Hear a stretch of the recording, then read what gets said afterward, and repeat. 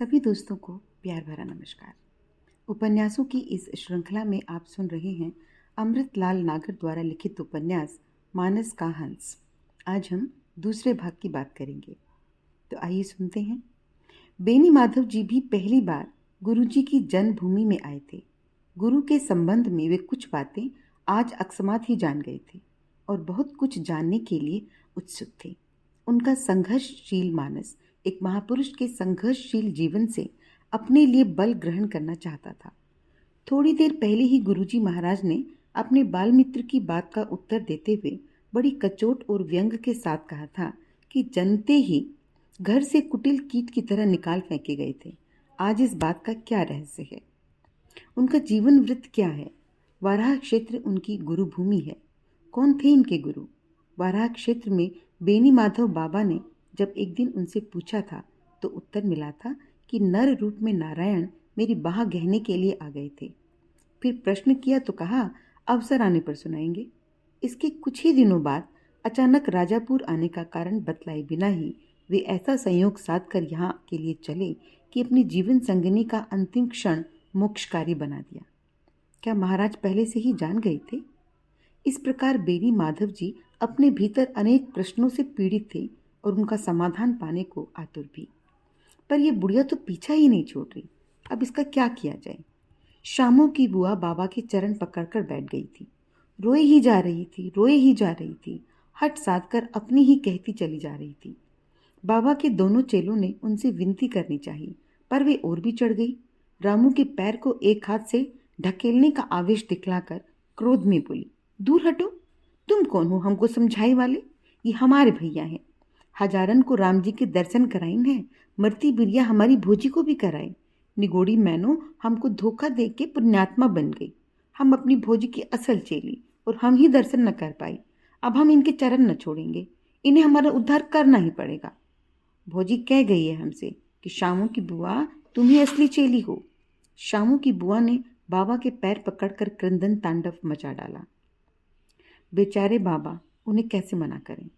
काल समाज अपने ही मन से आघात खाकर भी वे अपने आराध्य से ऐसा ही हट करते हैं। ऐसा ही विनय, ऐसा ही विलाप, अश्रु वर्षण उन्होंने भी बार बार किया है। अपने भीतर राम भरोसा पाने से पूर्व भी वे श्रद्धावश ऐसे ही अनेक साधु संतों के पैर पकड़कर राम जी का दर्शन कराने के लिए गिड़गिड़ाते थे। उन्होंने भी गहरी उपेक्षा, तीखे कड़वे वचन, भूख, दारिद्र्य क्या नहीं सहा।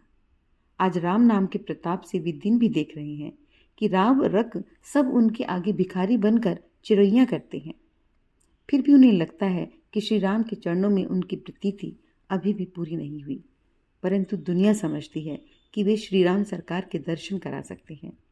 हे राम, तुम्हारे नाम की महिमा और तुम्हारे ही शील से आज मुझे तो ये गौरव देखने को मिला है।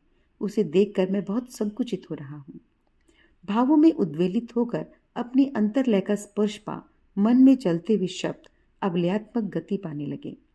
द्वार द्वार दीनता कही, काढ़ी रद परिपाहु, हे दयालु दुनि दस दिशा, दुख दोष दलन छम भैया। क्यों न संभाषण काहू, द्वार द्वार भैया हमार। जा बहिनी जा, राम राम रटती आंगन में सो जा, राम जी तुझे सपने में दर्शन देंगे। फिर गाते हुए बैठक में प्रवेश कर गए। मृतक के रिक्त स्थान पर दिया जल रहा था। एक क्षण उसे देखते खड़े रहे, फिर बाहर का द्वार खोला और चबूतरे पर आ गए। रामू की एक आदत पड़ गई है। गुरुजी जब बिना कागज कलम लिए ही भाववश होकर गुनगुनाने लगते हैं तो उनके पीछे पीछे वो आप भी उन्हीं शब्दों को उसी गायन पद्धति से दोहराने लगता है। उसे एक बार का सुना याद हो जाता है। बाबा चौकी पर बैठ गए। पद गुनगुनाते दोहराते हुए रामू झट से अपने कंधे पर रखा अंगोछा उतारकर गुरुजी के चरण पोंछने लगा। गुरु के चलित अंतर्भाव का झटका बाहर पैरों में प्रदर्शित हुआ। एक चरण का झटका रामू के हाथों को और दूसरा घुटने को लगा। बहते भाव को अपनी इस बाहरी हरकत से ठेस न पहुंचे, इसलिए उसने बड़ी फुर्ती और मुलामियत के साथ गुरु का लटका हुआ दायां चरण अपने बाएं हाथ में दबा लिया और गुनगुनाहट को तनिक ऊंचा उभार देकर गुरुमुख की ओर आदतवश देखने लगा। यद्यपि अंधेरे पाक की रात में इतनी दूर से उसे बारीकी से कुछ सूझ नहीं सकता था। बाबा की भावधारा अबाध गति से बढ़ रही थी, किंतु अब उस स्वर में रोष भी प्रकट हो रहा था। तनु जन्यों कुटिल कीट ज्यों तजो मातु पिता हो। स्वर का रंग बदला। काहे को रोष दोष, काही घो मेरे ही, अभाग मोसु सकुचित छुई सब छाहू। रोष का शमन होते ही शेष सारी पंक्तियां धारा प्रवाह गति से गाई गई। रामू को एक बार भी अपना स्वर उठाकर बाबा की सहायता नहीं करनी पड़ी। बाबा का स्वर आत्मनिवेदन रस में भीगता ही चला गया और अंत तक आते आते इतना कोमल हो गया कि करुणा और आनंद में भेद करना ही कठिन था। गुरुमुख गंगा में दोनों शिष्य भी तैरते और डुबकियां मारते हुए छक रहे थे, लेकिन सबसे अधिक सुख तो भोजी की असल चेली ने पाया। बैठक के द्वारे वे चौखट से टेक लगाए बैठी थी, बड़ी ठसक, बड़े संतोष के साथ अपने उठे हुए घुटनों पर मुट्ठी बांधे टेक कर उन पर थोड़ी टिकाकर सुन रही थी। संत बेनी माधव ने उठकर गुरुजी के चरण स्पर्श करके कहा, कृतार्थ भैया महाराज, आपके जन्म काल के त्याग वाली बात हमारे मन में चल रही थी, उसे आपने कृपा पूर्वक अपनी वाणी से और उत्तेजित कर दिया है, और जब इतनी उमस बढ़ाई है तो कृपा पूर्वक मैं भी अवश्य ही बरसाइएगा, मेरे और मेरे जैसे सब लोगों के लोक कल्याण के लिए। अनुचर की झोली में आपका जीवन वृत्त पड़ जाए तो सेवक का जन्म सफल हो जाए। वो संत कौन थे जिन्होंने? शामू की बुआ खुद भी अपने भैया से कुछ निवेदन करना चाहती थी।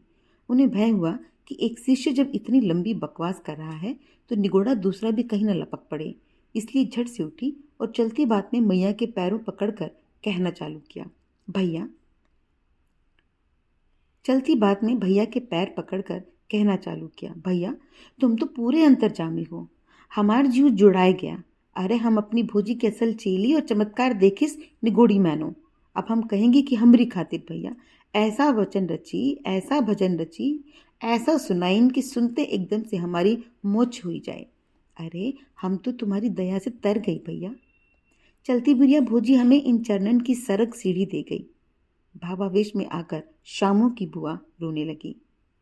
बाबा ने बुआ की झुकी पीठ पर हल्की उंगली कोंच कर कहा, अरे तू तो यहां तर के बैठ गई, वहां तेरी भोजी का दिया बुझ गया। हाय राम कह के बुआ उठने को हुई कि बाबा ने उनके सिर को अपने हाथ से थपथपा कर कहा, रहने दे, हमने तो ऐसे ही छेड़ दिया। रत्ना का दीपक तो हमारे हृदय में दीपित है, जा सो जा। और अब भौजी भैया रटना छोड़कर सीताराम सीताराम रट जा। पद रचना के समय पैर पोंछने का काम रुक गया था। वह रामू ने बुआ बाबा संवाद की अवधि में कर डाला। अब इस प्रतीक्षा में था कि बाबा लेटें और वो चरण चापना आरंभ करें, किंतु बाबा पैर पर पैर रखे वैसे ही बैठे रहे। रामू ने गदगद स्वर में कहा, विनय के 275 पद आज रचे गए प्रभु। खोई हुई हाँ कहकर बाबा मस्ती में आकर धीरे धीरे गाने लगे, साथी हमरे चली गए, हम भी चालनहार, कागज में बाकी रहे, ताते लागत बार। बाबा ने इतने करुण स्वर में गाया कि शिष्यों की आंखें भरने लगी। बेनी माधव बोले, हम तो आपका ग्रंथावतार कराने के लिए आतुर हो रहे हैं और आप कबीर साहब के शब्दों की आड़ लेकर मरण कामना कर रहे हैं। अपने अनुचरों पर इतना अन्याय तो न कीजिए गुरुजी। अवतार धारण करने पर अविनाशी ईश्वर को भी मृत्यु के माध्यम से ही अपनी लीला स्मरण करनी पड़ती है। मैं तो प्रभु का एक तुच्छ सेवक मात्र हूँ, तो क्या मेरी इच्छा पूरी न होगी महाराज? रामभद्र जाने, सब कुछ उन्हीं की इच्छा से होता है, किंतु हमारे जीवन वृत्त में धरा ही क्या है? जन्म काल से लेकर अब तक केवल अपार दुख दुर्भाग्य सब मेरे साथ रहा है। लोक में कहीं ठोर ठिकाना न मिला, परलोक की जानता नहीं। मेरे जीवन में जो सार तत्व है वह केवल राम नाम है। वही तो दर्शाना चाहता हूँ गुरुजी। चरित्रों में रामचरित ही श्रेष्ठ है। रामू बोला, आप ही ने बगाना है प्रभु कि राम के दास का महत्व राम से भी अधिक होता है। संत जी की इच्छा लोक की इच्छा। मानस में विनय के पदों में, कवितावली और दोहों में, सब में, अनेक रचनाओं में मैंने अपने जीवन की अनुभूतियां ही तो समर्पित की हैं। आज शमशान में उस पंडित ने दंभवश मुझ पर यह लांछन लगाया कि नारी के प्रति मेरे मन में घृणा और उपेक्षा का भाव है। यदि हो भी तो इसमें अनुचित क्या है प्रभु? विरक्त को सांसारिक कामनाओं और कामनियों से मन मोड़ने के लिए उनकी उपेक्षा करनी ही पड़ती है। सत्य है महाराज। भगवान शंकराचार्य भी कह गए हैं, नारी नरक का द्वार है। इस वासना के बाबा ने टोका। ये चर्चा फिर कभी हो सकती है। विश्राम करो बेनी माधव। रामू, भीतर का दीप जला दे पुत्र, मैं वहीं सोऊंगा। जो आज्ञा प्रभु। किंतु भीतर तो बड़ी गर्मी है। भीतर की गर्मी बाहर की गर्मी को दबा देती है। रामू को फिर कुछ कहने का साहस न हुआ। वह भीतर वाले दालान के हाथे से दिया उठा लाया, कमरे का बुझा दीप आलोकित किया, फिर मृतक के स्थान का दीप भी जलाने चला गया तो बाबा बोले, उसे रहने दो, दालान का दिया यहीं रख दे और विश्राम कर। आप अकेले रहेंगे प्रभु? अकेला क्यों? मेरी बुढ़िया मेरे साथ रहेगी भाई। तो चौकी बिछावन की दरकार नहीं।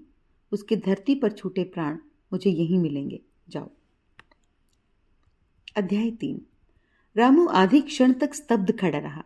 फिर कुछ कहने पूछने का साहस न बटोर सकने के कारण दिया बालकर द्वार बंद कर दिए। चबूतरे वाले द्वार के सामने बेनी माधव खड़े थे। बाबा ने उधर के द्वार भी बंद कर दिए और उस स्थान पर जा बैठे जहां उनकी पत्नी ने अपनी देह त्यागी थी। थोड़ी देर सिर झुकाए बैठे अपने दाहिने हाथ से उस जगह की मिट्टी सहलाते रहे जहां रत्ना का मस्तक था। ध्यान में प्रिया का अंतिम रूप दर्शन था और मनोदृष्टि में 4 आंखें एक दूसरे में लीन होकर आनंद मग्न थीं। सीताराम सीताराम, रत्ना का स्वर है। कहाँ से आ रहा है? सवेरे धरती पर दिखलाई पड़ती अर्धांगिनी अब माया की तरह विलुप्त। सीताराम सीताराम कहाँ है? मन के झरोखे से झांक रही है, दिए की लौ में झलक रही है। धरती पर टिकी हथेली उठकर गोद में बाएं हाथ की खुली हथेली पर आ जाती है। काया में सधाव आता है, आंखें दिए की लौ पर टिक जाती हैं। दोनों भौं के बीच बाबा के ध्यान बिंदु से उनका सूक्ष्म मन जुगनू सा उड़ता हुआ प्रकट होता है और सीधा दिए की लौ में समा जाता है। उनकी अंतर्दृष्टि में लौ लघु से विराट होती जाती है। उनकी कल्पना में पूरा कमरा अनंत विद्युत प्रकाश से ऐसा जगमगा जाता है मानो कमरे का फर्श और दीवारें ईंट चूने की न होकर मणि जटित हो गई हैं। सीताराम सीताराम कानों में गूंज समाई है, जिसमें अपना और रत्ना का स्वर गंगा यमुना के समान एक में घुला मिला है। गूंज की गति तीव्र से तीव्रतर हो रही है। शब्द शब्द न रहे, मधुर वाद्य ध्वनि से गुजरित हो रही है। मणि मणि में धनुषधारी राम और जगदम्बा सीता प्रसन्न वदन अभय मुद्रा में खड़े हैं। बाबा का मुखमंडल आनंद लीन है। छोटे छोटे अनंत विद्युत कण तीव्र गति से घुलते मिलते एकाकार धारण करते इतने बढ़ जाते हैं कि अंतर्दृष्टि में केवल युगल चरण ही दिखाई देते हैं। फिर दृष्टि को एक मीठा झटका लगता है। रत्ना माँ के चरणों में झुकी बैठी है, पर मैं कहाँ हूँ? नई ब्याहुली सी अलंकृत रत्ना तनिक चेहरा घुमाकर इन्हें देखती है, फिर नटखट गुमानी मुद्रा में पूछती है, मुझे साथ लाए थे? प्रश्न मन को सकुचाता है, फिर किंचित उत्तेजित होकर स्वर फूटता है, तुम कब मेरे साथ नहीं रही रत्ना? तुम मुझे भला क्या रखोगे? नारी निंदक। रत्ना ने मीठी आंखें तरेरी। कौन कहता है? सारा जग कहता है। पर क्या ये सत्य है? शूद्र, गवार, ढोल, पशु, नारी, मात्र यही क्यों? और भी अनेक वाक्य हैं, परंतु वे कथा प्रसंग में आए हुए पात्रों के विचार हैं। और तुम्हारे विचार? जिनके चरणों में मेरी आसक्ति है, उन्हीं के श्रीमुख से वे विचार भी प्रकट हुए हैं। तुम्हारे विरह और प्रेम के उद्गार इतने शुद्ध थे कि वे राम के उद्गार बनकर माता जानकी के प्रति अर्पित हो गए। देखहूँ तात बसत सुहावा, प्रियहीन मुहि भय उपजावा। देखूं शब्द की ध्वनि मात्र से नया बिंब जागृत हो उठता है। वन में तापस राम तुलसी के स्वर में लक्ष्मण से कह रहे हैं, लक्ष्मण देखत काम अनिका, रहहीन धीर तिन्ह कई जग लीका। एही के एक परम बल नारी, तेहिन ते उबर सुबट सोई भारी। उबर कर अपना पल्लू छुड़ा तो लिया मुझसे, फिर मैं कहाँ? तुम्हारी वासना से उबरा, किंतु तुम्हारे प्रेम में डूब भी गया, और ऐसा डूबा पता ही न चला। हाँ, पता ही न चला, हंसती है। प्रेम हो और पता न चले। अशोक वाटिका में राम विरहिणी सीता के पास कपीश्वर श्री राम का संदेश लेकर पहुंचते हैं। मन के संकेत मात्र से कल्पना का दृश्य उभर आता है। हनुमान के हृदय में खड़े राम अशोक वन में बैठी सीता को देख रहे हैं और कपी कह रहे हैं, कहेहु राम वियोग तब सीता, मोह कह सकल भय विपरीता। नवतरु किसलय मनहु कृसानु, काल निसा सम निसी ससी भानु। कुबले विपिन कुंतबन सरिसा, बारित तपत तेल जनु बरिसा। जेहित रहे करत तेई पीरा, उरग श्वास सम त्रिविध समीरा। कहेहु ते कछु दुख घटी हुई, काही कहूँ यह जान न कोई। तत्व प्रेम करि मम अरु तोरा, जानत प्रिय एक मन मोरा। अशोक वाटिका ध्यान पटल से ओझल हो गई है। एक ओर काशी के भदैनी क्षेत्र की कोठरी में मानस लिखते हुए स्वयं, और दूसरी ओर इस घर के ऊपर वाले कमरे में उदास रत्ना, जो मानो शब्द प्रवाह में बह कर आती है और लिखते हुए तुलसी के हृदय में विराजमान हो जाती है। फिर बिंदुवत श्री सीताराम की इष्ट मूर्ति ध्यान पट पर आती है और क्रमशः इतनी विराट हो जाती है कि अब केवल युगल चरण ही दृष्टि के सामने है। उसमें प्रणत रत्ना और वो खुद। बिंब में ठहराव आ गया है। बिंदु फिर बिंदु हो जाता है। बाबा की बाहरी काया आनंद विभोर मुद्रा में मूर्ति सी निश्चल है। बाहर बादलों की गड़गड़ाहट है, तेज तूफान और वर्षा की साए साए है। बिजली का भयानक धमाका होता है, कमरा हिल उठता है, ध्यान भंग हो जाता है। मैया, भैया, प्रभु जी, गुरु जी, शब्दों की घबराहट और दालान वाले द्वार के किवाड़ों की भड़बड़ सुनकर वे उठे और द्वार खोले। कमरे के भीतर 3 आकारों से पहले हवा के झोंकों ने प्रवेश किया और दिया बुझ गया। घर गिर रहा है भैया, भागो भागो, ऊपर वाले कमरे पे गाज गिरी है, सब भरभराए के गिर पड़ा, कहकर शामू की बुआ छाती पीटती हुई राम राम बड़बड़ाने लगी। बाबा कमरे से बाहर निकलकर दालान में आ गए। तीखी बौछारों से वो जगह भीग रही थी। दीवार से चिपक कर खड़े होने पर भी पानी से बचाव नहीं हो सकता था। आंगन में घना अंधेरा होने के कारण ठीक से ये अनुमान ही नहीं लग पाता कि कितना भाग टूटा। बाबा बोले, यहाँ कब तक खड़े रहेंगे, भीतर चलो। अरे भैया, ये जो भरभरा के गिर पड़ा तो क्या होएगा, शामू की बुआ घबरा कर बोली। हम सब ढोल बजाते भय एक साथ बैकुंठ पहुंचेंगे और कहेंगे कि राम जी इस डरपोक डोकरिया को ले आए। रामू और बेनी माधव हंस पड़े। बिजली फिर चमकी। जल्दी जल्दी 2 बार उजाला हुआ। सारा आंगन ईंटों से भरा पड़ा था। बाबा का ध्यान बीती स्मृतियों के स्पर्श से बच न सका। जब गृह प्रवेश हुआ था कितनी धूमधाम थी। पंडितों की पूजा, जोनार, फिर गांव की स्त्रियों ने मंगल गीत गाते हुए नववधु को प्रवेश कराया था। गायें, 2 दास, रत्ना सारे घर में कामकाज करती व्यस्त डोला करती थी। पति पत्नी हिंडोले में सोते और नन्हे तारापति को मुग्ध दृष्टि से देखकर फिर एक दूसरे को देख रहे हैं। फिर कुछ ध्यान न आया, कलेजे में सांस भर आई और ठंडी आह होकर बाहर निकल गई। भीतर जाते हुए बोले, वाह रे भाग्य, कभी घर न बसने दिया मेरा। अरे प्रभु जी, आपका घर तो अब जन जन के हृदय में बस गया है। सुखी रहो बच्चे, तुमने मेरी भूल सुधारी। राम जी की उदारता को क्षण भर के लिए भी विसारना नमक हरामी है। इतना साधते साधते भी मन मोह की कीच में फिसल ही जाता है। राम राम राम राम राम राम राम राम। इतने ही में गणपति और उनके कुछ बाद राजा के लड़के पोते अपने साथ में कुछ और लोगों के लिए हुए आ पहुंचे। गाज गांव में ही गिरी है। कहाँ गिरी, इसका सही अनुमान न होने पर भी राजा ने अपने बेटों को बाबा की कुशल मंगल पूछने के लिए भेजा। कुछ पास पड़ोसी भी टाट के बोरे ओढ़े आ पहुंचे। फिर पड़ोस से 2 मशालें आईं। कमरे दालान की स्थिति देखी गई। ये भाग भी अधिक सुरक्षित न था। बाबा बोले, जो भाग गिरना था गिर चुका। तुम लोग भी चिंता मुक्त होकर अपने अपने घर जाओ। तुलसी को एक रात शरण देने के लिए ये स्थान अभी सक्षम है। बाकी तो सब बाबा की आज्ञा से लौट गए, पर गणपति ने वहीं रात बिताने का हट किया। ऐसे हट से भोजी की असल चेली का हट भी भला क्यों कर न प्रेरित होता। बहुत कहने पर वो भी न गई। रत जगह निश्चय करने का निश्चय हुआ और कीर्तन होने लगा। अध्याय 4। 2 दिनों तक बाबा भक्तों की भीड़ से इतना घिरे रहे कि उन्हें दिन में तनिक भी विश्राम न मिला। सवेरे संकट मोचन पर कथा सुनाते, दिन भर अपने घर पर रोग शोकधारी नर नारियों का धीरज और विश्वास दिलाते, किसी को काशी विश्वनाथ की भभूत और किसी को मंत्र देकर अपनी बला प्रेम से हनुमान जी के चरणों में फेंकते हुए उन्होंने 2 दिनों में हजारों की भीड़ निपटाई।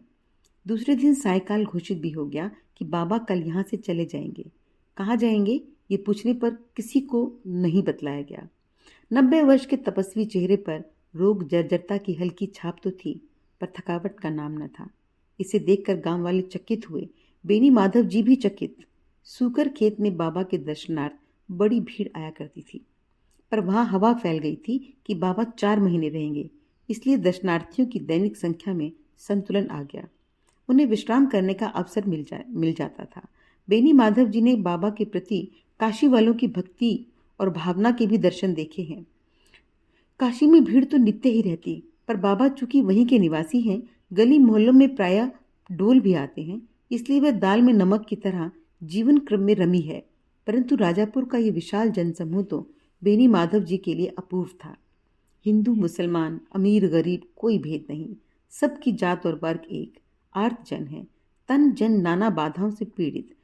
सब घबरा उठे हैं और उन्हें सहारा चाहिए, उन्हें बाबा का प्रेम चाहिए। तुलसी राम का खास गुलाम अथक भाव से रामजनों की सेवा करता रहा। संयोग ये भी रहा कि बदली रही पर पानी न बरसा। तीसरे दिन तड़के मुंह अंधेरे गणपति जी और रामू पंडित अपनी नियम पूजा से खाली हो चुके थे, किंतु बाबा का ध्यान पूरा होने में भी देर थी। बेनी माधव जी भी लंबी माला जपते हैं, पर उनका जप बाबा से पहले पूरा हो जाता है। उस समय तक स्नानार्थी आने लगते हैं, और आज भी आए। ध्यान मग्न बाबा की तनी हुई देह और शांत मुख मुद्रा को देख कुछ देर तक बड़े भाव से देखते रहने के बाद गणपति बोले, ये आयु और उस पर जवानी की सी फुर्ती, नियम से व्यायाम और बिना थकावट इतनी भीड़ से निपटना इन्हीं का काम है। हम तो इनके बच्चों जैसे हैं, पर उन 69-70 की आयु में ही थक से गए हैं। रामू सोच साहब बोला, अरे काशी के अकाल और गिल्टी की महामारी के दिनों में इन्हें देखते आप, दसों दिशा डोल डोल कर काशी का हाहाकार अपने भीतर के रामबल से रोनते चले जाते थे। सुना, उन दिनों ये आप भी गिल्टी से पीड़ित रहे थे। वह तो वात रोग हुआ था, इन्होंने बड़ा दुख झेला, पर उसमें भी जब तक शरीर चले तब तक दूसरों का दुख भी झेलते रहते थे। इन्हीं के उत्साह से हम सैकड़ों जवान थक कर भी न थक पाए। दिन रात रोगियों की सेवा करते, शव ढो ढोकर फूकते, आठों पहर सीताराम की गुहार लगाकर अपना मनोबल बढ़ाया करते थे। और सचमुच हम में से 2 लड़कों को छोड़कर कोई न मरा। जब तक बेनी माधव जी भी आ पहुंचे, बातों का रस गहरा हो चुका था। बेनी माधव जी की कथा जिज्ञासा अब भी बड़ी बेसब्र हो चुकी थी। रामू से चिरोरी करने लगे, किसी जुगत से बाबा को अपनी जीवन कथा सुनाने के लिए प्रेरित कर दो ना। गणपति जी को सहसा एक सूझ आई, बोले, अच्छा, हम आपकी बात बनाई देंगे। हम जाते हैं और रजिया काका बकरीदी काका को लेकर पहुंचते हैं। रजिया काका को साथ लेंगे तो बात का प्रसंग अपने आप सज जाएगा। बेनी माधव उपकृत नयनों से उन्हें देखने लगे। गणपति जी तीव्र गति से 2 डग चले, फिर पलटकर रामू से कहा, रामू जी, जाते समय गुरु जी के फलाहार के लिए हमारे घर पर एक आवाज लगाते जाइएगा, तैयार तो सब रहेगा ही। आधी पौन घड़ी बाद ही बाबा का आधा आंगन गुलजार हो गया, आधा गिरे मलबे से भरा था। चटाइयों पर बकरीदी राजा भगत, संत बेनी माधव, गणपति उपाध्याय तथा गांव के 2 एक संभ्रांत लोग बैठे थे। तुलसी के गमले के पास बाबा का आसन लगा था। पास ही बाईं ओर के दलान में रत्ना मैया का ठाकुर द्वारा था। चौकी पर मैया द्वारा पूजित बाबा की चरण पादुकाएं रखी थी। उसी दालान के दूसरे चौर पर कोने में चूल्हा बना था और रसोई के कुछ बर्तन रखे थे। चूल्हे से कुछ हटकर कोठरी का बंद द्वार भी दिखलाई दे रहा था। बारिश और धूप से बचाव के लिए जिस ओर चूल्हा बना था, उसके सामने दालान का द्वार फूस की छपरी से ढका था। दाहिनी ओर का सारा भाग ध्वस्त पड़ा था। बाबा का मुख और दूसरों की पीठ बैठक वाले दालान की तरफ थी। बात राजा भगत ने आरंभ की, हमारा तो मन होता है कि 2 दिन अमराई में बिताओ। हम तुम्हारी मालिश करेंगे, सग सग कसरत करेंगे, डोलेंगे, आम खाएंगे, दूध पिएंगे और मगन हुई के भजन गाएंगे, भजन भाव करेंगे। ये लड़के चेला चेटी वहां कोई न रहेगा। वाह काका, तुमने तो अपने ही स्वार्थ की बात सोची। गणपति जी ने मीठी शिकायत की। राजा बोले, हमारा ये स्वार्थ भी बड़ा है पंडित। जब तक भोजी की जिम्मेदारी रही तब तक तो हमारे मन में कहीं चिंता नागिन जरूर रेंगती रही, पर अब वो 10 दिशा से मन मुकुत है।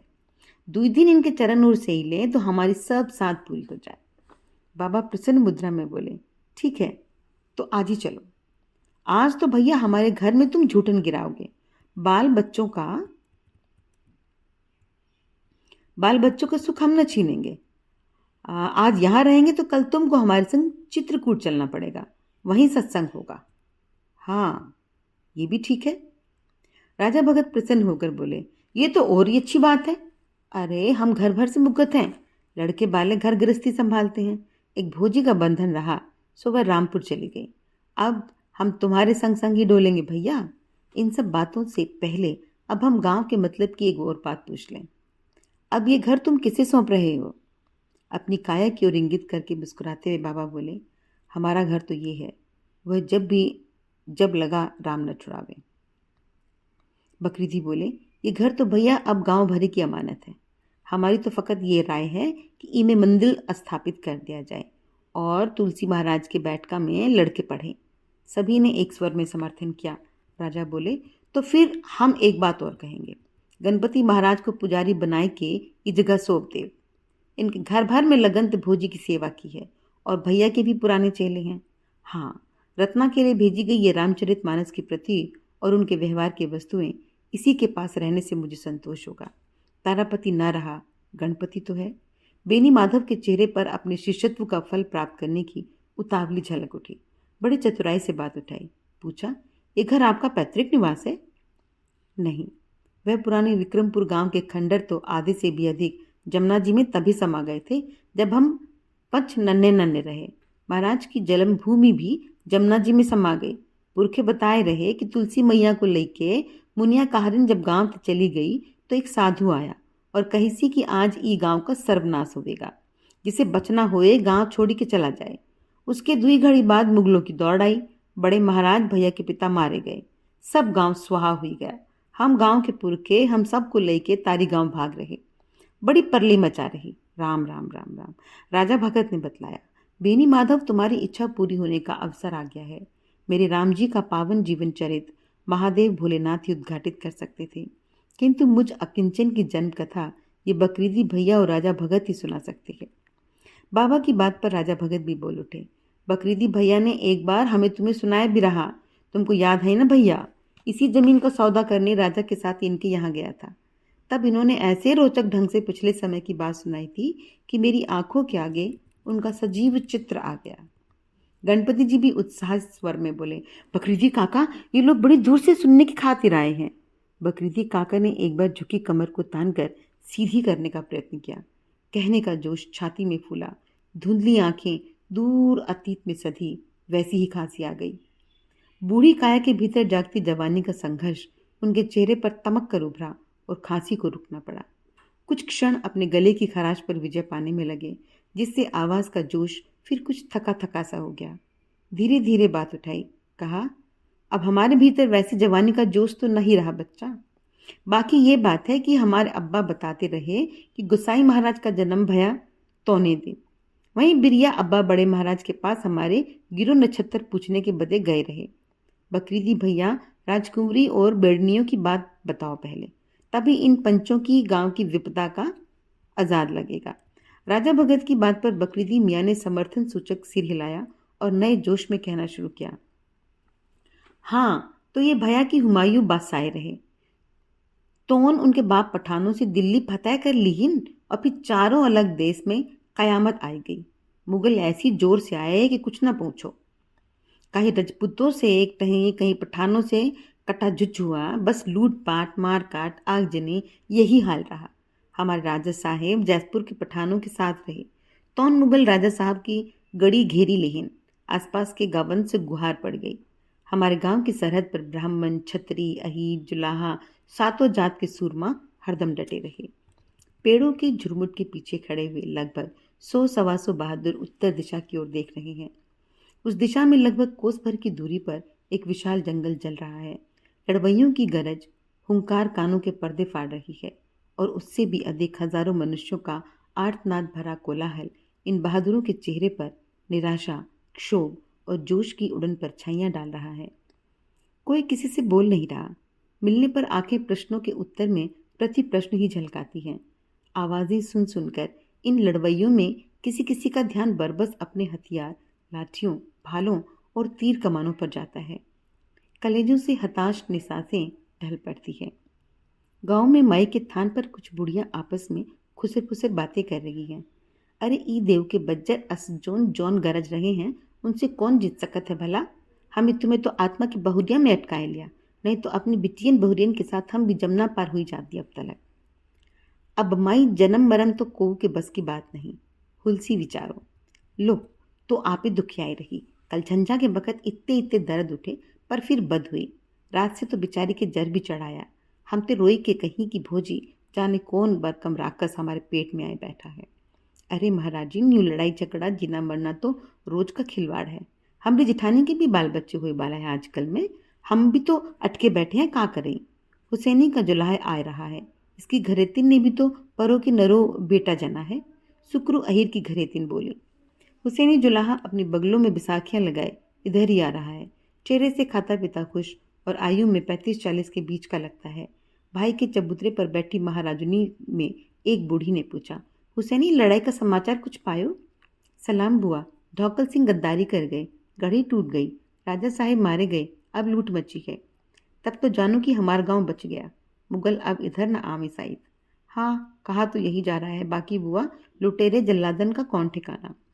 माई थान से लगे हुए घर के द्वार से एक कुरूप प्रोढ़ा दासी निकली और हुसैनी द्वारा बुआ कही जाने वाली बूढ़ी से हड़बड़ाहट स्वर में कहा, पंडाइन भोजी, चलो चलो, दाई बुलावत है, बखत आए गया। पंडाइन जल्दी से उठी। हुसैनी बोली, हम भी महाराज के पसी आए हैं, चलो।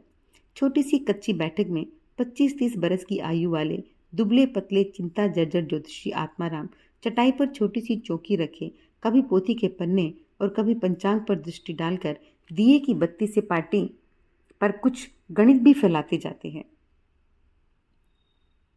तभी हुसैनी की बैसाखियां दरवाजे पर टिकती हैं। सलाम महाराज, आशीर्वाद, बैठो बैठो। हमारे लड़के के नक्षत्र विचारे महाराज। अभी बताते हैं। हिसाब पूरा किया और आत्माराम ने हताश होकर पार्टी और बत्ती चटाई पर एक और सरका कर निसास ढील दी। क्या कोई असुगुन विचार से आए महाराज? तुम्हारे लड़के की बात नहीं, राजा साहब न बचेंगे। वह तो जुजी गई महाराज। क्या खबर आ गई है? हाँ, इतनी बिरिया तो गढ़ी में लूटपाट चल रही है, कत्लेआम मचा है। अल्लाह मियाँ की मर्जी।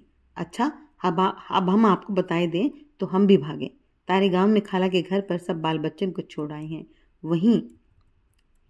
वहीं लौट जाएं। तेरा बिटोना तो 100 बरस का आयुर्बल लेकर आया है भगवान। जमीन जायदाद पुत्र कलत्र 100 बरस जिएगा। हाँ, हम सच्ची कह रहे हैं। जमीन जायदाद पुत्र कलत, हमने आज बोरहरे ही विचार किया था। दासी ने दरवाजे पर आकर उत्साह से थाली बजाई। सुनकर हुसैनी और आत्माराम पंडित के चेहरे तमतमा उठे। हुसैनी ने कहा, मुबारक होए महाराज, अब अच्छी साइड से आए। पंडित आत्माराम तब तक अपनी जलघड़ी वाली कटोरी के भीतर बनी रेखाओं को देखने में दत्तचित्त हो गए। जलघड़ी का बारीकी से परीक्षण करने के बाद पंचांग पर नजर डाली और उदास स्वर में बोले, हमारा बेटा बुरी साइत में आया है। हाय महाराज, अभुक्त मूल नक्षत्र। महतारी बाप के लिए तो काल बन के आया है, काल। द्वार पर खड़ी दासी का चेहरा भय से जड़ हो गया। वह भीतर भागी। कोने की कोठरी के आगे पड़ाइन दीवार से टिकी बैठी बैठी जोर से पंखियां झल रही थी। उन्हें देखकर दासी वहीं धम से बैठ गई, मानो उसका दम निकल गया हो। क्या भया मुनिया? का कहीं, महाराज कहा था महतारी बाप के बदे काल आया है। उसी समय सुक्रू अहीर की अम्मा झपाटे के साथ घर में घुसी और दरवाजे से चिल्लाकर बोली, राजकुमारी को पकड़ ले गए भौजी। हैं? और रानी जू कुएं में कूदी फांदी पड़ी। महल की औरतों का बड़ा बुरा हाल हुई रहा। जंगल में लगी आग की पृष्ठभूमि में बंधी राजमणियों के साथ छकड़ों और खच्चरों पर लदा हुआ लूट का माल लेकर मुगल सिपाही जीत और लूट की मस्ती में गाते। बीच बीच में एक आध बंदी अथवा बदनी पर चाबुक बरसाते अपने पड़ाव के सामने वाले तंबू की तरफ बढ़ रहे हैं। तंबू में सरदार मसनद और वेडिनों का नाच देख रहा है। सिपाही तंबू से लूट की वस्तुएं लाकर सामने रखता है। फिर औरतें लाई जाती हैं और अंत में एक अति सुंदर नवयोगना। उसे देखते ही नाचना भूलकर बेड़िन के मुख से बेसाख्ता निकल गया, कुवरीजू। सरदार ने राजकुमारी के सौंदर्य को उपेक्षा भरी दृष्टि से देखा और पूछा, तू कौन है? राजकुमारी सरकार। बेडिन ने राजकुमारी का परिचय दिया। खामोश, इसे बोलने दे, नाम बतला। राजकुमारी तमतमाया मुख झुकाए मौन खड़ी रही। सरदार ने नाचने वाले से कहा, झोटा खींचकर इसका सिर ऊपर उठा। शेष अगले भाग में। उम्मीद करती हूँ कि आपको ये कहानी पसंद आई होगी। आप अपनी इस कहानी